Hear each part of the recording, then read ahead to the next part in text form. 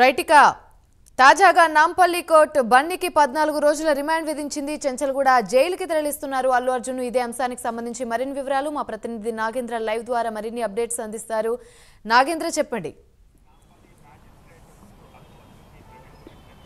Thank you Yamini. చరిత్రలో ఇది ఒక లిఖించదగ్గ రోజుగానే మనం భావించాలి. ఎందుకంటే గతంలో ఎప్పుడూ కూడా సినిమాలు రిలీజ్ అయిన తర్వాత తొక్కిసలాట్లో అదేవిధంగా చనిపోయినటువంటి సంఘటనలు అనేకం జరిగాయి. కానీ ఎప్పుడు కూడా సినిమా హీరోలకు సంబంధించి హీరోలపైన కేసులు నమోదు చేయడం కానీ అదేవిధంగా వారిని అరెస్ట్ చేసినటువంటి పరిస్థితులు ఇప్పటివరకు కూడా ఎప్పుడు గతంలో జరిగినటువంటి పరిస్థితులు. ప్రస్తుతం తెలంగాణ రాష్ట్రంలో మాత్రం మొదటిసారిగా పుష్ప 2కి సంబంధించినటువంటి సినిమా రిలీజ్ రోజున రేవతి చనిపోవడం జరిగింది తొక్కిసలాట్లో. దీనికి ప్రధాన కారణం అల్లు అర్జున్ అంటూ కూడా కేసు నమోదు చేయడం జరిగింది.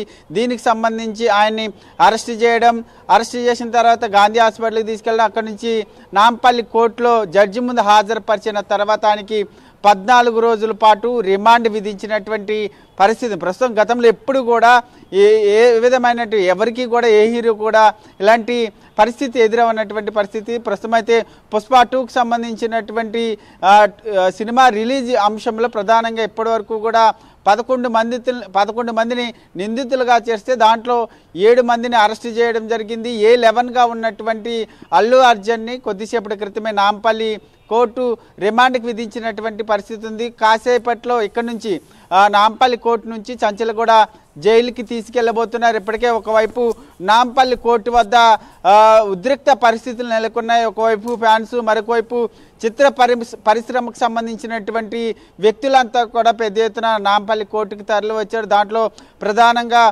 పుష్ప 2కి సంబంధించినటువంటి సినిమాకి సంబంధించినటువంటి దిల్ రాజు కానీ అదేవిధంగా ఇతర ప్రముఖులు ముఖ్యంగా అల్లు అరవింద్తో పాటు అదేవిధంగా అల్లు అర్జున్కి సంబంధించినటువంటి మామ చంద్రశేఖర్ రెడ్డితో పాటు ఇతర ప్రముఖులు కూడా ఇప్పటికే నాంపల్లి కోర్టులోనే ఉన్నారు. మరొకవైపు పెద్ద ఎత్తున అల్లు అర్జున్కి సంబంధించినటువంటి ఫ్యాన్స్ అంతా కూడా పెద్ద ఎత్తున నాంపల్లి కోర్టుకు రావడంతో భారీ భద్రతను సైతం ఏర్పాటు చేయడం జరిగింది. ఎందుకంటే ఒకవైపు అల్లు అర్జున్కి 14 రోజుల పాటు రిమాండ్ విధించినటువంటి నేపథ్యంలో ఎటువంటి సంఘటనలు జరగకుండా అక్కడ పోలీసులు అయితే భారీగా మోహరించినటువంటి పరిస్థితి అది కనిపిస్తుంది. ముఖ్యంగా మరొకవైపు నాంపల్లి కోర్టు అయితే రిమాండ్ విధించినటువంటి పరిస్థితి.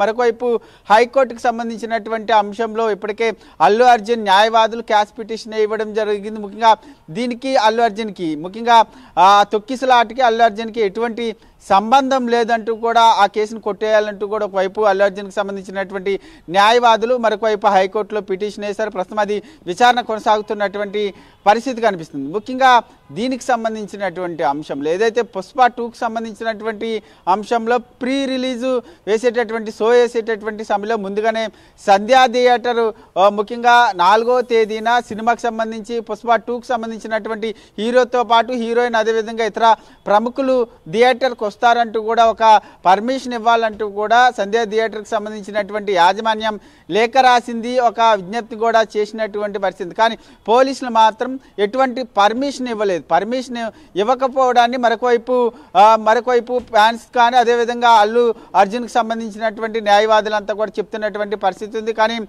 యాజమాన్యం విజ్ఞప్తి చేసిన తర్వాత పర్మిషన్ ఇవ్వడము ఇవ్వకపోవడం అన్నది అది పోలీసులకు సంబంధించినటువంటి అంశం. కానీ అల్లు అర్జున్ వచ్చేటటువంటి సమయంలో వచ్చేటటువంటి అంశాన్ని ప్రధానంగా యాజమాన్య థియేటర్కి తెలియజేస్తారు. కానీ అటు యాజమాన్య థియేటర్ కానీ అదేవిధంగా మరొకవైపు అల్లు అర్జున్కి సంబంధించినటువంటి పిఆర్ఓ కానీ మేనేజర్ కానీ ఎవరు కూడా ఇటు పోలీసులకి ఇన్ఫర్మేషన్ ఇచ్చినటువంటి పరిస్థితి లేదు. దీనికి సంబంధించినటువంటి అంశంలో పోలీసులు చాలా సీరియస్గా తీసుకొని దీనికి సంబంధించి కేసు ఫైల్ చేయడం అదేవిధంగా దీనికి సంబంధించి ఈరోజు అరెస్ట్ అవడం అదేవిధంగా రిమాండ్కి తరలించినటువంటి పరిస్థితి ఉంది. మరి హైకోర్టు ఏ విధంగా ఇస్తుంది? దీనికి సంబంధించినటువంటి అంశంలో కేసు పిటిషన్ని కొట్టేస్తుందా లేదా అల్లు అర్జున్కి అనుకూలంగా తీర్పిస్తుందా అన్నది మాత్రం చూడాలి. ఈరోజు రేపు హైకోర్టు మాత్రం ఒకవేళ మండే మాత్రం మరొకసారి వాదనలు వింటే మాత్రం మండే వరకు కూడా ఆయన చంచల్గూడ జైల్లోనే ఉండాల్సినటువంటి పరిస్థితి ఉంది. మరొకవైపు నాంపల్లి కోర్టు ఇచ్చినటువంటి 14 రోజుల రిమాండ్ని హైకోర్టు కొనసాగిస్తే మాత్రం 14 రోజుల పాటు హైకోర్టు ఇచ్చినటువంటి రిమాండ్ సంబంధించి 14 రోజుల పాటు చంచల్గూడ జైల్లో ఉండాల్సినటువంటి పరిస్థితి అయితే ఏర్పడుతుందని చెప్పాలి. యామిని. Right, thank you.